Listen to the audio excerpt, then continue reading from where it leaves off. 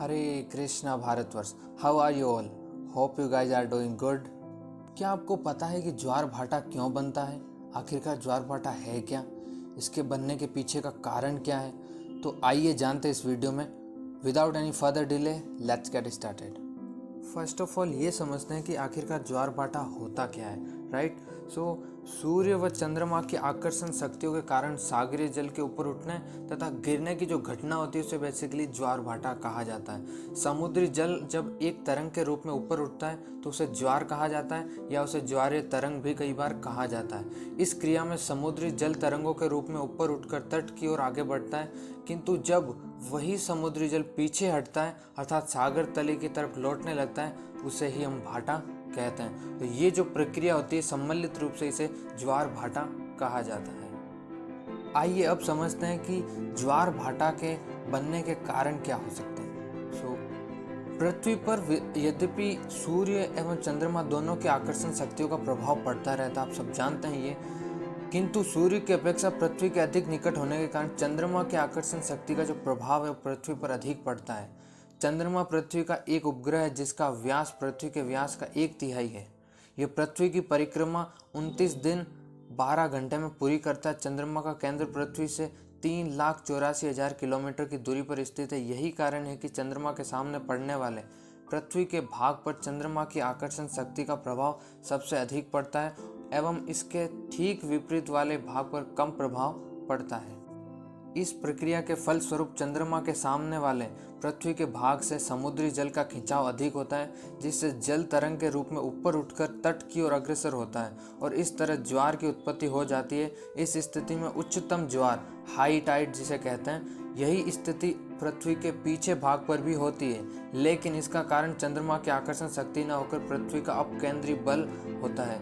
यह क्रिया 24 घंटे में 2 बार होती है, अर्थात 2 बार ज्वार एवं 2 बार भाटा आता है। और हम आपको बता दें कि ज्वार अलग चीज़ हो जाती है और भाटा अलग चीज़ हो जाती है। अब हम डिस्कस करते हैं कि ज्वार का आने का समय क्या है, राइट?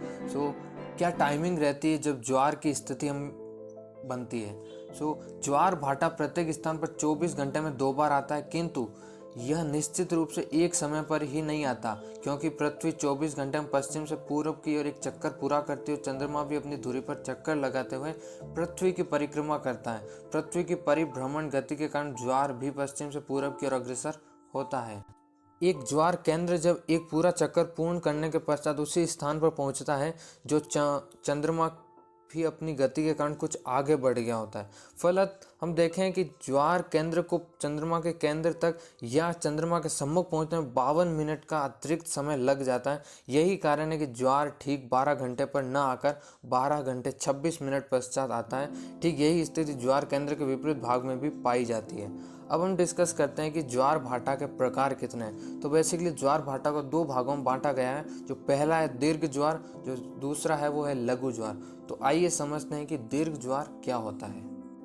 जब सूर्य, चंद्रमा एवं पृथ्वी एक सीध में सरल रेखा में स्थित होते हैं तो सूर्य एवं चंद्रमा की संयुक्त आकर्षण शक्ति द्वारा समुद्र का जल अधिक आकर्षित होता है, जिससे ऊंचे ऊंचे ज्वार उत्पन्न होते हैं। इस प्रकार की स्थिति पूर्णमासी एवं अमावस्या के दिन आती है। जब सूर्य, पृथ्वी एवं चंद्रमा एक सीध में आ जाते हैं तो उस अवस्था को युति, जी हाँ, युति कहा जाता है। पूर्णमासी या पूर्णिमा एवं अमावस्या, फुल मून एवं न्यू मून के दिन आया वृहत ज्वार सामान्य दिवसों को आए वृहत ज्वार की अपेक्षा 20% अधिक होता है।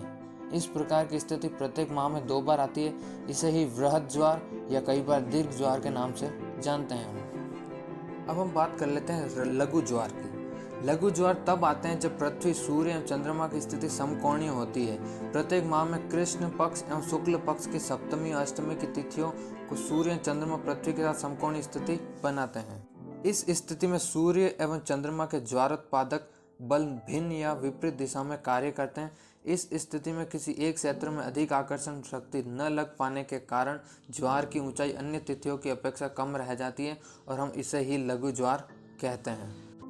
इस स्थिति में ज्वार भाटे की ऊंचाई में बहुत कम अंतर रह जाता है। इस स्थिति में ज्वार अपनी ऊंचाई से 20% तक नीचा होता है। इस प्रकार की स्थिति प्रत्येक माह की कृष्ण पक्ष और शुक्ल पक्ष की सप्तमी व अष्टमी को आती है। इस तरह महीने में लघु ज्वार की स्थिति भी 2 बार आती है। आइए अब समझते हैं कि ज्वार भाटा से क्या लाभ हो सकते हैं।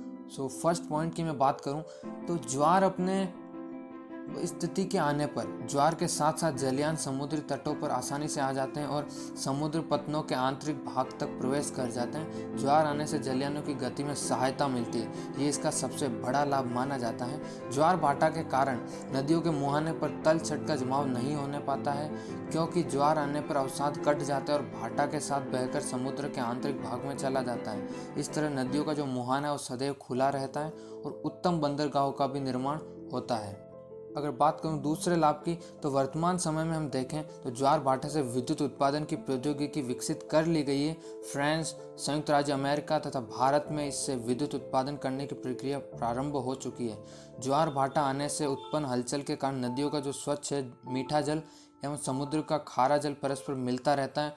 ज्वार के समय खारे जल को एकत्रित करके बाद में सुखाकर नमक बना दिया जाता है, जिससे आने वाले टाइम में बहुत कुछ फ़ायदा इसका मिल सकता है। तो ये था ज्वार भाटा के बारे में वीडियो, जिसमें हमने इसके प्रकार के बारे में बात की, ज्वार भाटा क्यों आता है इसके बारे में बात किया, ज्वार भाटा होता क्या है, ज्वार भाटा के लाभ के बारे में भी हमने डिस्कस किया। तो ये था सेशन, आई होप आपने इन्जॉय किया होगा। मिलते हैं ऐसे किसी नेक्स्ट वीडियो में। Till then have a nice day, bye bye, take care, peace out.